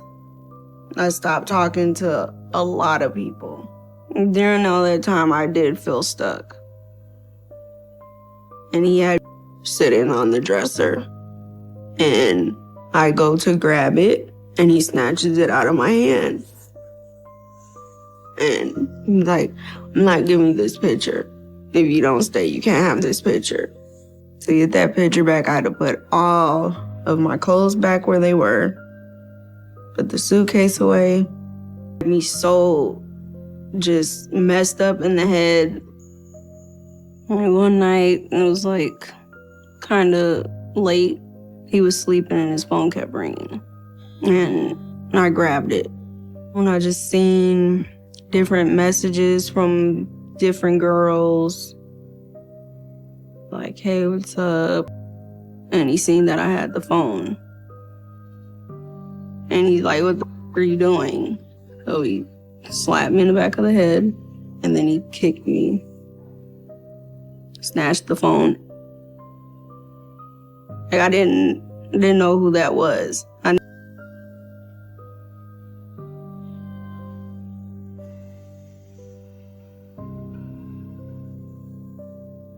Thing. It hurt me a lot, especially when my baby started reaching for his dad and him just walking past him. Corey went feeling. I was definitely afraid for my life. You have no idea what he's gonna do next. I didn't want to do it anymore. I just kept telling him I don't want to be with him. He doesn't say anything to me after that. He's just silent like a snake. There's nothing you can do or say. I'm just done. And I just hung up the phone.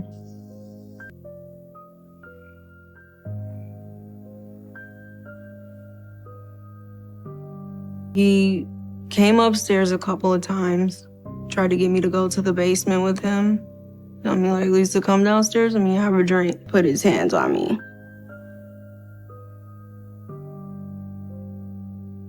One day, I told him over the phone that I didn't want to be with him anymore. So I was tired of all the cheating. I was tired of the abuse. I was tired of the drinking. I always had to, look over my shoulder. I was scared.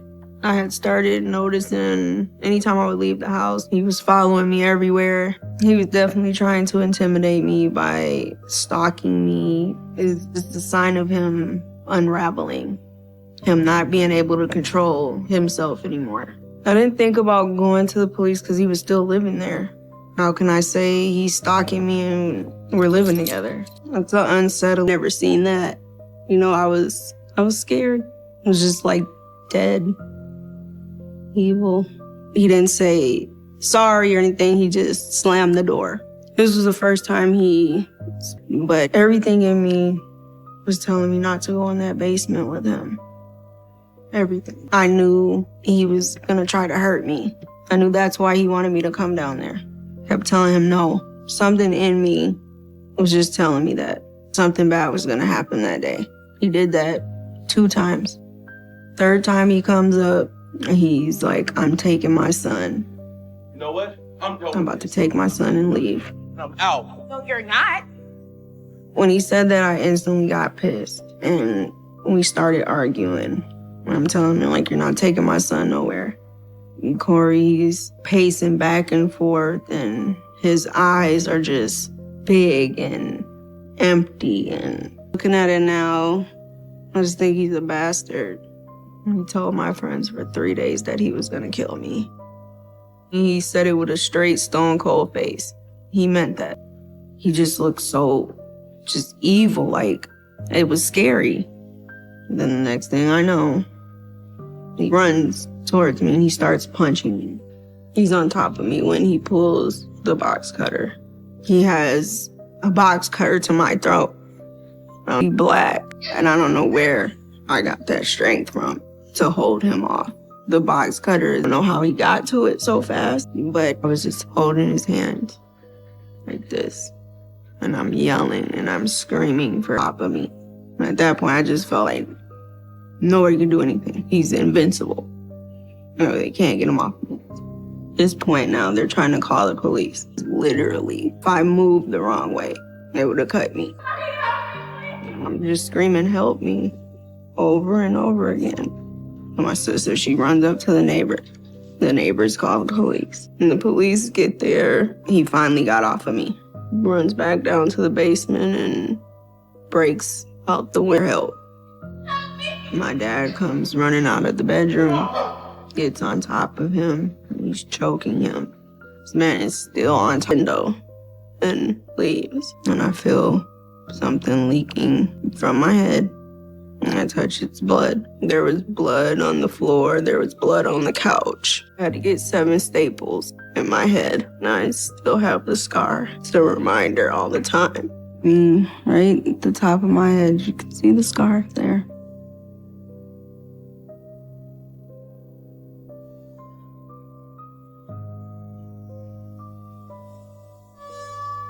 I have tried to talk to Corey about that night. He won't say anything other than, if I wasn't drinking, I would have never done that. He won't take responsibility for what he did. It's psychotic. I would love to know why he did that to me. Like, it's one thing for you to slap me or, in the heat of an argument, but to sit there, they can't. He cut the phone lines. We're face to face. He looks like the devil. There's nothing there. Eyes just like they were just completely planned this. What did I do to you, for you to not want me to be here anymore?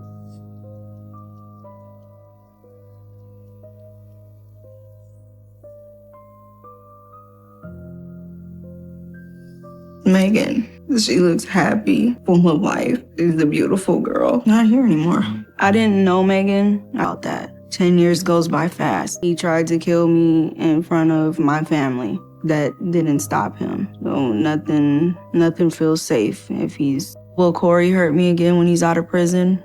Does Corey think he'll kill again? I did talk to her on the phone once while he was with her. I tried to tell her that she should be careful. Tried to save her. She didn't listen to me. I want to know some things about that night. I would like to know if it was intentional. And Corey Thomas is a selfish, evil, abusive, manipulative. I got out of prison. I met her at a meeting. I was living in a sober home. She was nice and sweet and supportive. A good mother, too, so. She was making me better by keeping me sober, keeping me out of trouble.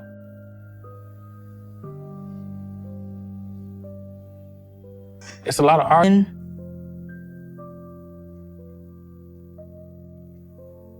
Do you think you're evil? I could be evil, yes. Is I'm an evil person? No, but I can be evil because I always start off as nice, you know what I'm saying? And then if something don't go my way, if I get mad, I get angry, and then that's when I become evil. That's when the evil come out. Who is Megan Neely?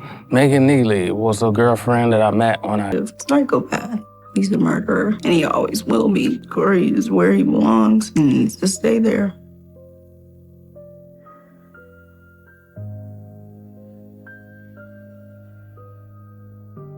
Corey only having 10 years left it's hard to think about. Argument and stuff going on. I don't remember what we'd be arguing about. It's just like petty stuff, you know? She jumps up and grabs me by my neck. We start fighting. She ends up on the ground. And I start choking her. When I get into that rage where I feel like I'm gonna kill somebody, I automatically black out where I don't remember stuff. My mind, now that I had time to think about all this stuff, when I get into a fight, my mind it's like my mind just go enraged, man. It just go one way and one way only. And that's what happened, you just switched? Absolutely. Were you sober when you did it? I absolutely was sober. And, you know, it was crazy. I think if I was under the influence, it would have been probably 10 times worse. I never told anybody this, right? My mind is just not focusing on fighting. And I don't know where this come from, but that's where my mind went. Oh, we're gonna get into a fight, okay, you're gonna put your hands on me, I'll kill you, you know? I'm pretty laid back and charming guy and sweet. It's just when I get angry and I get mad and somebody put their hands on me, man, it's just a whole nother level, right? I panic and I hit the body in the crawl space and I left.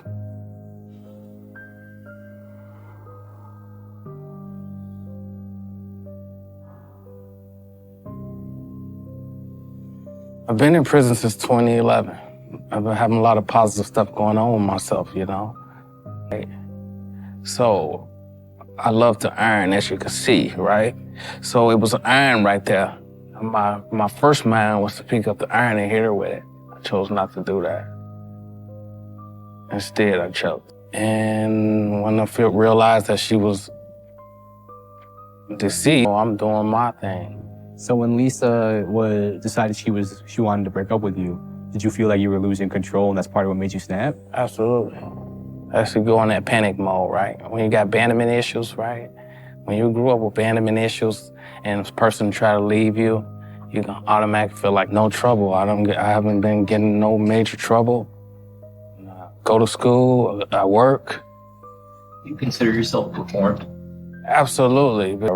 So when did she tell you she was trying to leave you? Well, we've been arguing about this for days now. She's been telling she got tired of the domestic violence, got tired of me cheating on her and stuff like that. Why didn't you just let her go? I wasn't trying to let her go because I was very controlling at the time. I wanted to do my thing and control her and have her at the same time. Because the reason I feel I'm reformed now is because I stop and think before I make a decision. And I'm so used to just making a decision and then worried about the consequences. So you knew that you just wanted to be in control? Absolutely. I was hella controlling her, like isolating her and everything. Didn't want her to hang out with family and stuff. Didn't want her to go out with people. Didn't want her to talk to people. You know what I'm saying? Even though I'm planning this murder. Oh, so you did plan it out? Yes.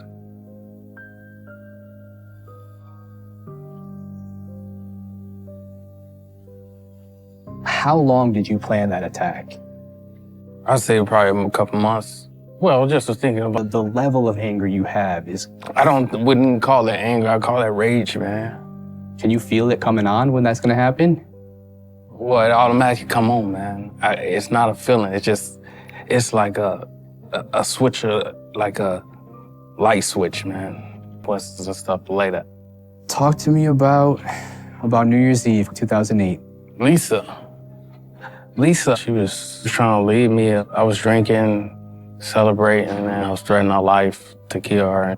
She left the whole day or whatever. So outside the grocery store, if I was gonna do it while she was sleeping, if I was gonna do it while we were alone.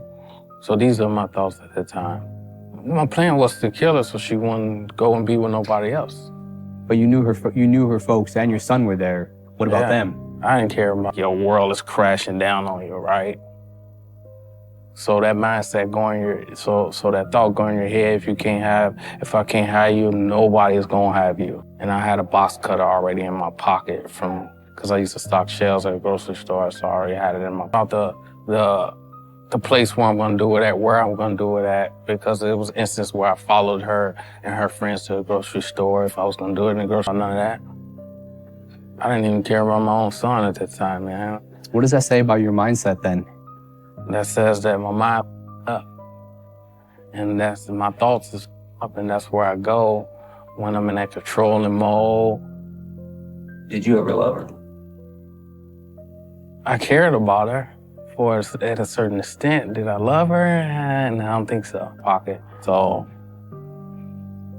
I snapped, took out the box cutter and got on the ground and tried to slit her throat.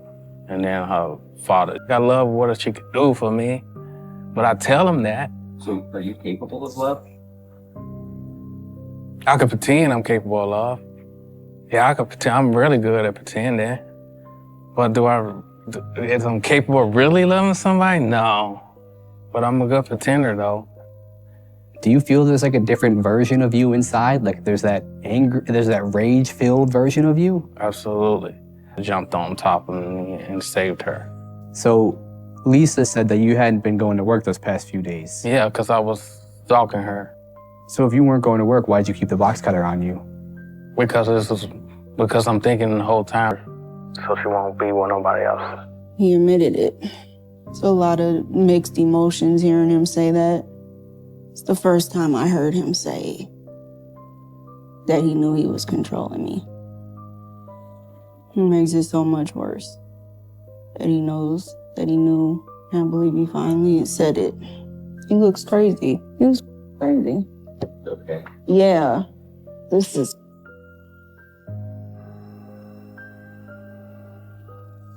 I feel like it's another side of me that you don't want to know, that I can't contain. I mean, I could contain it as long as I stay out of mess, but is that realistic?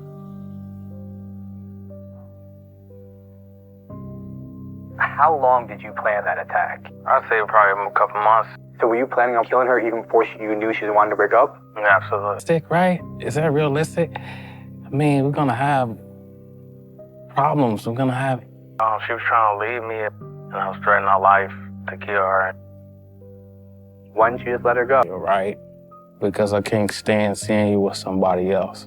So I tried to kill her. I lost all my control. So my control is to get rid of her. So then I won, right? Then I don't have to worry about that. That's scary. I had no idea. Go to homicide, right? I'm gonna kill this person. You all right? Yeah. Nervous? Yeah.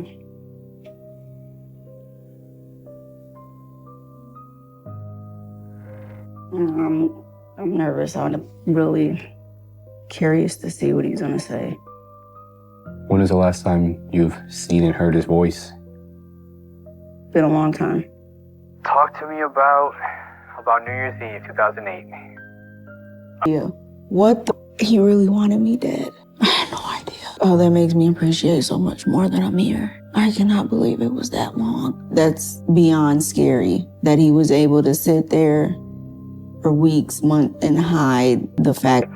So it was an iron right there. My first mind was to pick up the iron and hit her with it. I chose not to do that. Instead, I choked her. So you were conscious of what you were doing? You're a murderer. Like, why you couldn't just let her go? I think Corey lied to me about being aware of killing Megan because he knew if I knew that he was aware of that, I probably would never speak to him again. When is your expected date to get out of prison? Well, 2034 on paper, right? 2430 on paper. So on paper, 10 more years left. Do you think you'd kill again? Wow. Megan's murder? No, I don't think so. That's scary. Because he told me he blacked out, but he was fully aware of everything that he was doing. Problems with people, right? I gotta learn how to walk away. But how do you walk away when somebody put their hands on you? I'm not saying that's an excuse, but that's just where my mind go. You're not reformed then, are you? I guess you could say I'm not reformed because my mind gonna still go there. My mind automatically, I'm gonna try and let her go because I was very controlling at the time. I wanted to do my thing and control her and have her at the same time. I was hella controlling her, like isolating her and everything. Actually go in that panic mode. And if a person try to leave you, you can automatically feel like your world is crashing down on you. Stop it. So did you black out at all when you killed Megan? As I look back, I remember everything with that situation. I love the iron, as you can see, right? He'll do it again. You just said it. I don't ever want to see him or speak to him again. Ever. I do think Corey is going to try to get back in my life once he gets out. I'm scared to death. I feel very lucky that I survived Corey. I mean, you may not be able to control it, but you were conscious of what you were doing. Absolutely. So did you black out for any of I Megan? can't make that decision now. I don't know what I'm gonna do until I'm faced with a certain situation or scenario. So I don't want my words to man, I don't know if I should say this on camera, man. Okay, so my brother, right? My same mother, man. I threatened his life before, right? But I wasn't worried about this dude. So he kept all of this from my son, including him knowing who his real father is. I've got rid of pictures. I've made everybody lie to my son, not tell him who his father is. Because I'm just trying. And at any point in time, he could have let her go. And for him to say that he was already there, what was the point? Called up here about a couple months ago. Called the warden up here and tried to get me in trouble, right? So the first thing that come to my mind is what? I'm gonna get out and kill. Hope he can understand that. I really do. Corey getting out worries me a lot. I'm worried for myself, but I'm more worried about my son. This dude, man, he tried to get me in trouble. See, that's a different situation. He didn't put his hands on me, but he tried to get me in trouble, right? So yes, it's scary. My mind do still go there. What? I don't know. I don't have an answer to that question. So this is my last chance. I'm gonna try my hardest. I'm trying to protect him. I don't want him to know. I don't want him to know. Yeah. I'm still here. My son still has his mother. No. That he was thinking to hurt me. He's evil. With Megan, you remember starting to choke her, right? Yeah. And then you remember her eyes rolling back. Yeah. But you couldn't control yourself to release her? No, because once I'm there, I'm already there.